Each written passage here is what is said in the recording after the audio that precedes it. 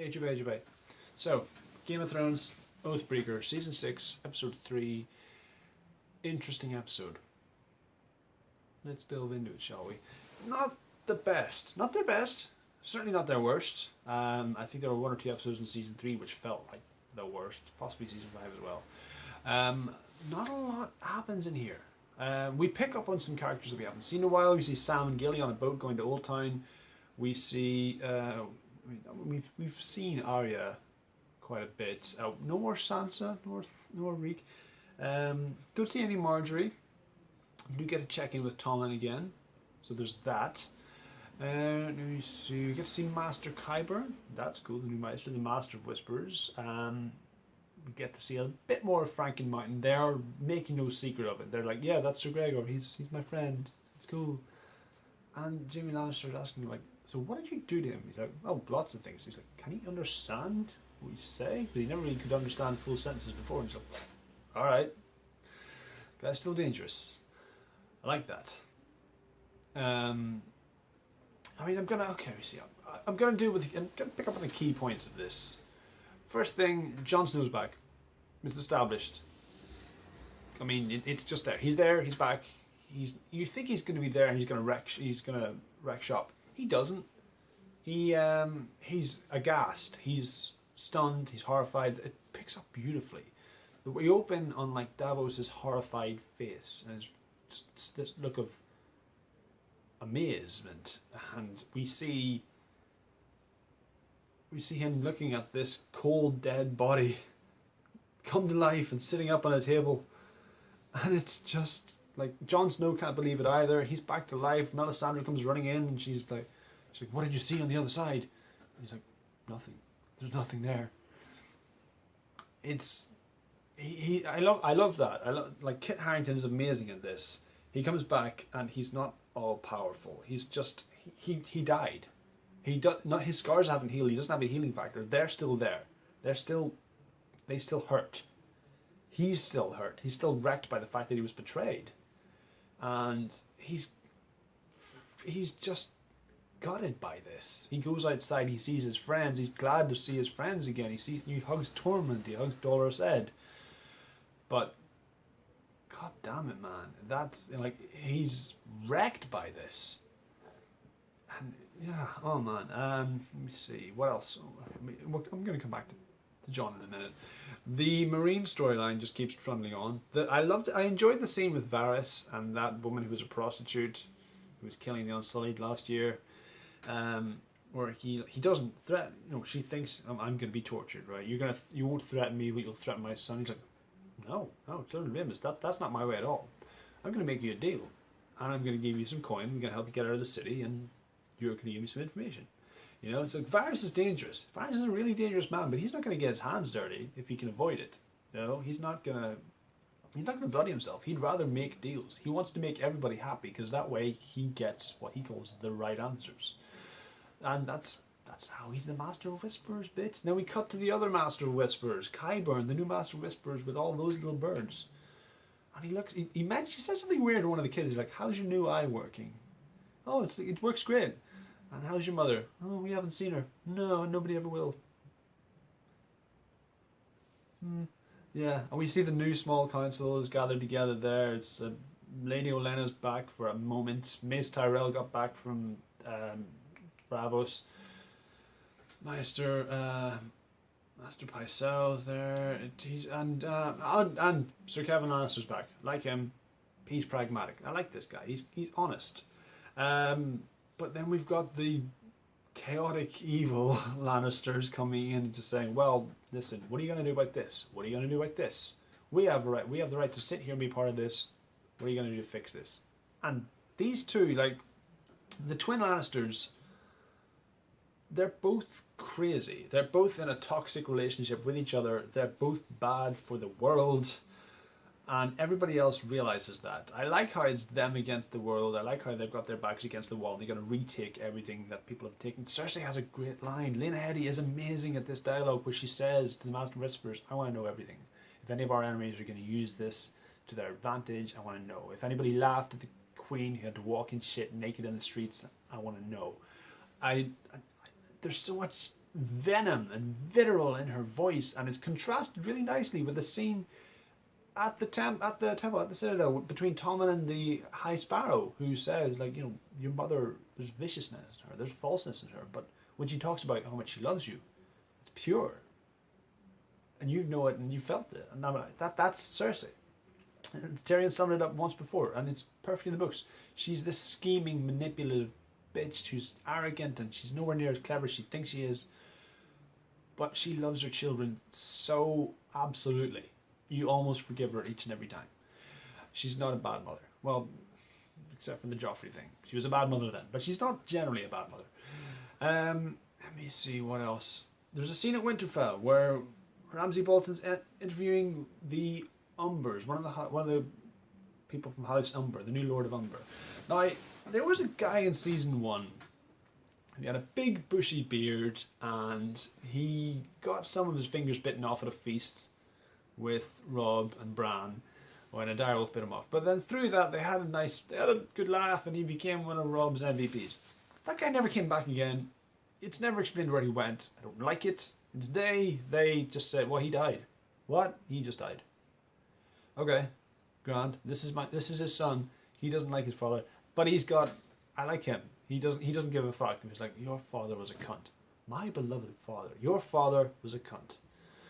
But I've got wildlings north. I've got wildlings in my lands now, and I can't have that. I've got Jon Snow leading them, and they're like, well, what do you want to do?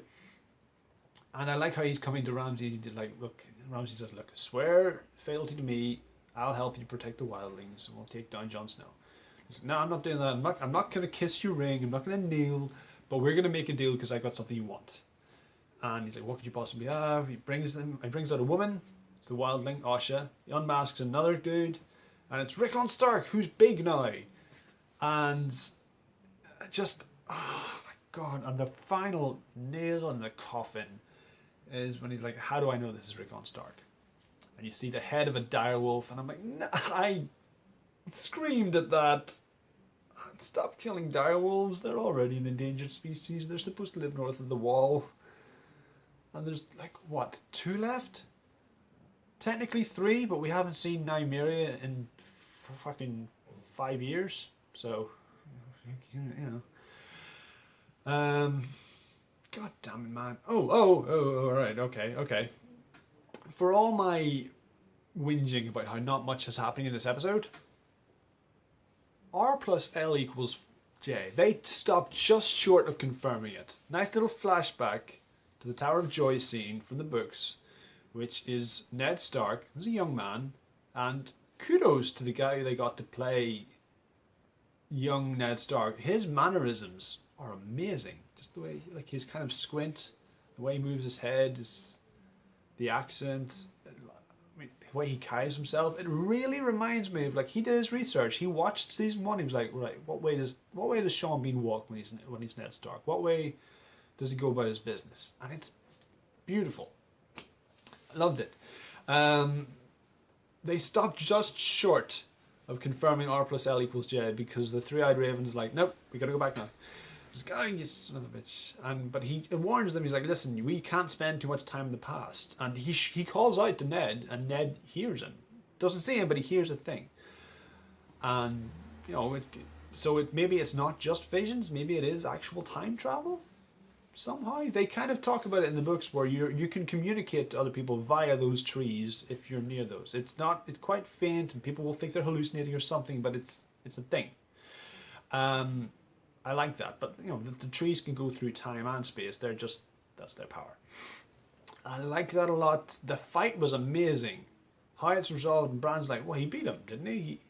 My father beat him. No, your father beheaded him after he was unarmed and already had a knife in the back. So he must have really wanted what was after. He asks him, he's like, where's my sister? And he doesn't tell him. Ned Stark's like, listen, why does this have to go down? He just wants his sister, but these guys aren't going to let him get her. And that's amazing. We don't know what happened up there yet. We've got our theories. The show could pull the rug right under us at the very last second. I'm glad they didn't do it in this episode. I'm glad they didn't just go, no, do you know what? Fuck you. You don't know anything. I can't wait to see where this goes. I can't wait to see the only equation that has ever mattered, R plus L equal J, come to fruition. Let me see, what am I missing? Oh, there it is. Vias Dothrak. The last time we saw that place was a few budgets ago, and god damn, it's big now. She gets dropped off at the Dosh Kleen temple, and they're like, I was supposed to rule the world. We were all married to the great cow. We were all supposed to rule the world. This is what happens. But there's going to be a massive Dothraki fest here in a few days. They're all meeting to decide which cities we're going to sack, and they're going to decide what to do with you, because you went off into the world before you came here, and in flagrance to our culture, to our laws, and that's not on. Can't have that. So yeah. So that's interesting. I can't wait to see what happens with Daenerys. I want her to get the Dothraki back on side, because they're just too cool not to be involved in the larger story again. I want that, Bring them back in. Let's all go to Westeros. Let's all go to Westeros. Well, anyway, and I'm gonna end here with, again, Jon Snow. The hate in Ollie. Ollie doesn't even have any last words for him. He just hits him so much, and they're not even bothered that he's alive again. They're just like, well, one guy is, but they're just like, he hits them. He hits Jon Snow so much because these guys killed my parents, and you're laying down with him because he just won't understand. And even to the last, like, you can see for a moment Jon hesitates, but he still, they're hung, they're done, they're gone, they're out of there. Alistair Thorne, again, another guy, like, to the last, he's like, if I could do it all again, I would. You were going to destroy the Night's Watch. And again, I wish Jon Snow or somebody would speak up and say, the dead are coming! Across the wall, we're fucked! But no, seemingly not. And Ed says you should burn the bodies, and Jon just takes his cloak off. He goes, here, you do it. He goes, what do you want me to do this? I don't know. Wear it, burn it, my watch is ended. He quits, which is a bit abrupt, I guess, but his watch has ended. He's to be in the Night's Watch until he dies. He's dead. He's not the Lord Commander anymore, I guess, technically, but he's not dead. He's back to life. It's hard, but I guess he's shattered by this. He's like, well, I saved these guys. I've been fighting my whole life to save these guys. I've been trying. Everything I've done for the Watch. I've been betrayed because they just didn't get it. And I love that. It's going to take... He's a nihilist now. Fuck the world, fuck everything in it, it's all doomed. What was the point of anything? I died for this world, and nothing happened. Jesus came back 3 days later, he was kind of cool with it. Jon Snow came back a day later, and, well, the world was still in danger, and he was gone. He didn't give a fuck. But yeah, man, I can't wait to see what happens next. It was a quiet episode of Game of Thrones, but that's fine. Sometimes we need to let things settle, so we can just take a minute before the next shit happens. But those are my thoughts on Oathbreaker. If you like this vid, please click like, subscribe, view, share, all the usual jazz. And I'll see you later on. See you next week. We've got to do a Civil War spoiler talk sometime. We should get onto that. Yeah.